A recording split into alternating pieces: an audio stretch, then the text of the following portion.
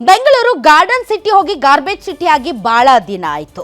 ಬೆಂಗಳೂರಿನ ಕಸ international famous. ಅದು ವರ್ಲ್ಡ್ ನ್ಯೂಸ್ ಆಗಿ ಬೆಂಗಳೂರಿನ ಕಸದ ಬಗ್ಗೆ ಪರಿಪರಿಯಾದಂಥ ಚರ್ಚೆಗಳು ಬಹಳ ವರ್ಷಗಳಿಂದ ನಡೀತಾ ಇದೆ.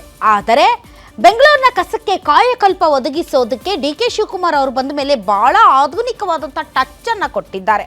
ಅಷ್ಟೇ ಅಲ್ಲ, ಕಸ ನಿರ್ವಹಣೆಗೆ ಸಂಬಂಧಪಟ್ಟಂತೆ ಬಹಳಷ್ಟು ಜಾತ್ರೆ ಹಬ್ಬ ಎಲ್ಲ ಮಾಡಿದ್ದಾರೆ. ಆದರೆ ಈಗ ಮತ್ತೆ ಬೆಂಗಳೂರಿನಲ್ಲಿ ಕಸದ ಸಮಸ್ಯೆ, ತಲೆನೋವು ಎದುರಾಗುವ ಎಲ್ಲ ಸಾಧ್ಯತೆ ಇದೆ. ಯಾಕೆಂದ್ರೆ ಈಗಾಗಲೇ ಎಲ್ಲೆಲ್ಲಿ ಡಂಪಿಂಗ್ ಯಾರ್ಡ್ಗಳಿದ್ವೋ, ಮಿಟಿಗಾನಹಳ್ಳಿ ಸೇರಿದಂತೆ ಹಲವು ಕಡೆ ನಮ್ಮ ಗ್ರಾಮದಲ್ಲಿ ನೀವು ಹಾಕಬೇಡಿ, ನೀವು ಹಾಕೋದೇನೋ ಹಾಕ್ತೀರಿ, ಆದರೆ ಅದನ್ನು ವೈಜ್ಞಾನಿಕವಾಗಿ ನೀವು ವಿಲೇವಾರಿ ಮಾಡ್ತಾ ಇಲ್ಲ. ಅಷ್ಟೇ ಅಲ್ಲ, ನೀವು ಈಗಾಗಲೇ ನಮ್ಮ ಹಳ್ಳಿಗಳಲ್ಲಿ ಅಥವಾ ನಮ್ಮ ಗ್ರಾಮಗಳಲ್ಲಿ ಈ ರೀತಿಯಾದಂಥ ಡಂಪಿಂಗ್ ಯಾರ್ಡ್ ಮಾಡಿ ಆರೋಗ್ಯದ ಸಮಸ್ಯೆಗಳಿಗೆ ಸಂಬಂಧಪಟ್ಟಂಥ ಹಲವಾರು ಅಭಿವೃದ್ಧಿಯ ಪ್ಯಾಕೇಜ್ಗಳನ್ನು ಕೊಡ್ತೀವಿ ಅಂದಿದ್ರಿ. ಇಲ್ಲಿವರೆಗೂ ₹1 ಅನುದಾನ ಕೊಟ್ಟಿಲ್ಲ. ಹೀಗಾಗಿ ಬೆಂಗಳೂರಿನ ಕಸ ತಗೊಂಡು ಕಸದಿಂದ ಬರುವಂತಹ ಸೈಡ್ ಎಫೆಕ್ಟ್ಸ್ ಎಲ್ಲ ಅನುಭವಿಸಿ ನಾವ್ಯಾಕೆ ಸಾಯಬೇಕು ಅಂತ ಈಗ ಗ್ರಾಮಸ್ಥರು ರೊಚ್ಚಿಗೆದ್ದಿದ್ದಾರೆ.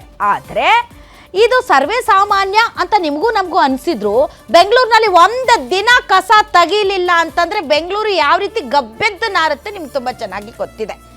ಬಹಳಷ್ಟು ಕಡೆ ಈಗಾಗಲೇ ಕಸದ ರಾಶಿ ಕಾಣ್ತಾ ಇದೆ. ಮಾರ್ಕೆಟ್ ಆಗಿರಬಹುದು, ಲಾಲ್ಬಾಗ್ ರೋಡ್ ಆಗಿರ್ಬೋದು, ಸಿದ್ದಾಪುರ ರಸ್ತೆ ಆಗಿರಬಹುದು, ಮತ್ತೆ ಬಹಳ ಕಡೆ ಈಗಾಗಲೇ ದೊಡ್ಡ ದೊಡ್ಡ ಕಸದ ರಾಶಿ ಕಾಣ್ತಾ ಇದೆ.